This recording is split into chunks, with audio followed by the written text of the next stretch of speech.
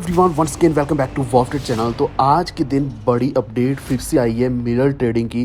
तो ये वीडियो खासकर उन सभी के लिए होने वाला है जिन्होंने MTI में पैसा लगाया था। तो MTI अगर आप नहीं जानते तो साउथ अफ्रीका की एक बहुत ही बड़ी कंपनी थी जिसने बहुत बड़ा नाम कमा लिया था फेक ट्रेडिंग दिखाकर। फेक ऐसे दिखाते थे कि ट्रेडिंग हम कर रहे हैं, रेगुलर बेसिस पर ट्रेडिंग करी जा रही है और पैसा जनरेट हो रहा है और वही पैसा आपको दिया जा रहा है। लेकिन सच्चाई ये थी कि उसमें से जो भी पैसा आप पे कर रहे थे वो पैसा इसके जो CEO या फिर फाउंडर थे उनके द्वारा अपने वॉलेट में डायरेक्ट डाला जा रहा था।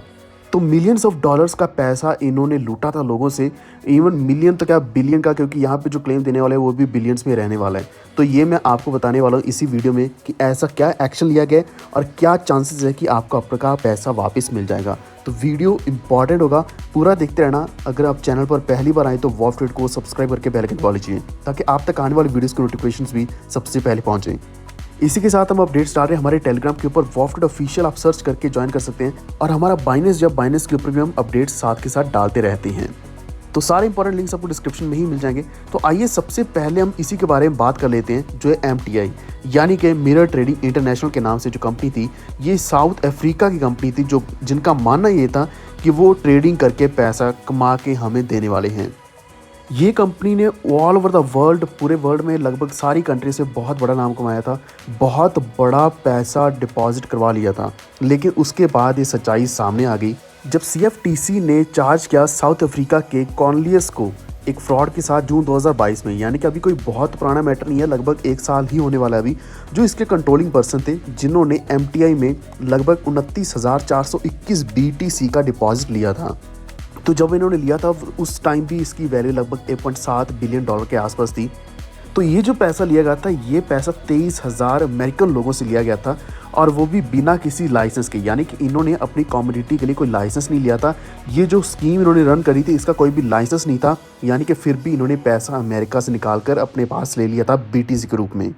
तो कुछ इन्होंने गलत ट्रेडिंग भी दिखाई है, इसी के साथ इन्होंने कुछ कंप्लायंस भी नहीं किए, यानी कि CPO की रेगुलेशंस को फॉलो नहीं किया, कई सारी वायलेशंस करी, अपना लाइसेंस भी नहीं लिया, जिस कारण CFTC ने इनके ऊपर एक्शन लिया। अब फाइनली जो सोल्यूशन निकल करके आया वो यही है कि जो US कोर्ट है उन्होंने डिसाइड किया कि MTI को 3.4 बिलियन डॉलर देने पड़ेंगे एज ए रेस्टिट्यूशन और इसी के साथ पेनल्टीज़, यानी कि ये एज ए पेनल्टी इनको देनी पड़ेगी, जिसमें से 1.7 बिलियन डॉलर तो एज ए रेस्टिट्यूशन है और 1.7 बिलियन डॉलर जो फ्रॉड इन्होंने किया वो उसकी पेनल्टी है, मॉनेटरी पेनल्टी है। वैसे सच्चाई है कि करंटली ये कंपनी लिक्विडेशन में चल रही है, रिपब्लिक ऑफ साउथ अफ्रीका की कंपनी है। अभी इनके पास इतना कोई बहुत बड़ा पैसा नहीं है कि इतना ज़्यादा पेमेंट्स कर पाएँ। अब इतना CFTC को भी पता है कि इनके पास इतने फंड्स नहीं है कि वो सारे विक्टिम्स को पैसा पे कर पाएँ, इसी कारण इन्होंने इसी के साथ रेस्ट्रिक्शंस भी लगा दिए हैं। तो बहुत ही बुरा भी हुआ उन लोगों के साथ, लेकिन यहाँ पे थोड़ी सी एक संभावना बन रही है कि आपको आपका पैसा वापस मिल जाएगा, चाहे आप इंडिया में ही क्यों नहीं है। क्योंकि जैसे वहाँ CFTC ने एक्शन लिया, यहाँ का हमारा जो एनफोर्समेंट डायरेक्टरेट है वो भी एक्शन ले सकता है आने वाले समय के अंदर। अब इसी के साथ एक और चीज़ आपको बतानी थी कि हमने जो अभी IDO आज के दिन पार्टिसिपेट करना था, जो था शॉक वेव्स के नाम से, उसकी मैं अपडेट्स आपको टेलीग्राम के ऊपर दे रहा था, तो उसका आज IDO पॉसिबल नहीं हो पाया क्योंकि CD5 के ऊपर पहली बार ऐसा हुआ है कि उनके ऊपर DDoS अटैक हुआ है, जिस कारण IDO आज हुआ ही नहीं है और ये मोस्ट प्रॉब्ली मंडे वाले दिन होने वाला है।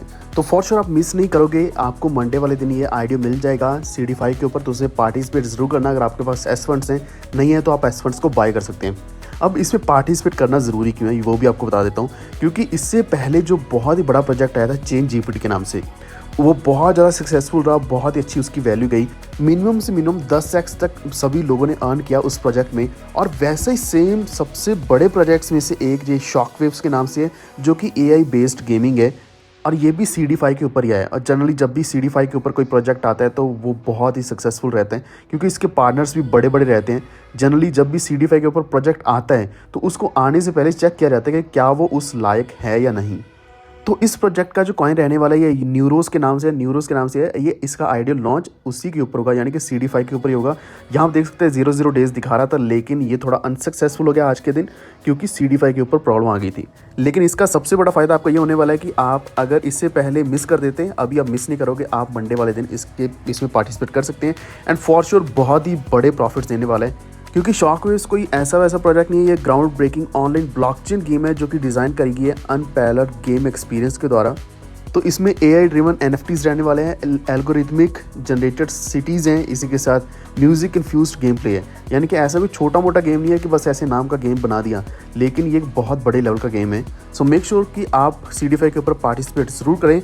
अब इसी के साथ आपको XRP का बताना था कि XRP ने अपने ही कॉइन्स को सेल किया है फर्स्ट क्वार्टर के अंदर 2023 में, जिनकी वैल्यू लगभग 226 मिलियन की बनती है। अब इसका एक रीज़न ये हो सकता है कि XRP यानी कि रिपल को कुछ ज़रूरत होगी पैसों की, शायद इसलिए इन्होंने सेल किया हो, ताकि वो एटलीस्ट अपने लॉ सूट को वैसे के वैसा कंटिन्यू कर सकें। और इन्होंने ये सारी अपडेट्स ऑलरेडी दी हैं, अपने साइट के ऊपर ही दी हैं।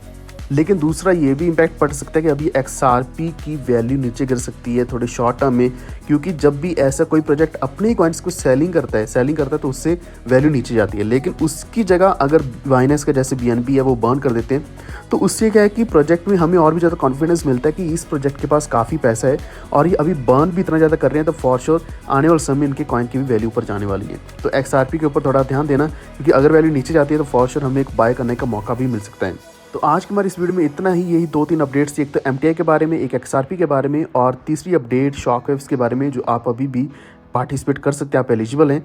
एंड बाकी अपडेट्स मैं आपको टेलीग्राम के ऊपर देता रहूँगा, वॉफिट ऑफिशियल के ऊपर आप सर्च करके ज्वाइन कर सकते हैं।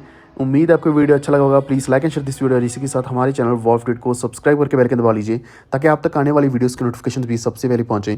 Stay tuned, stay safe, stay healthy. See you next time. Thank you.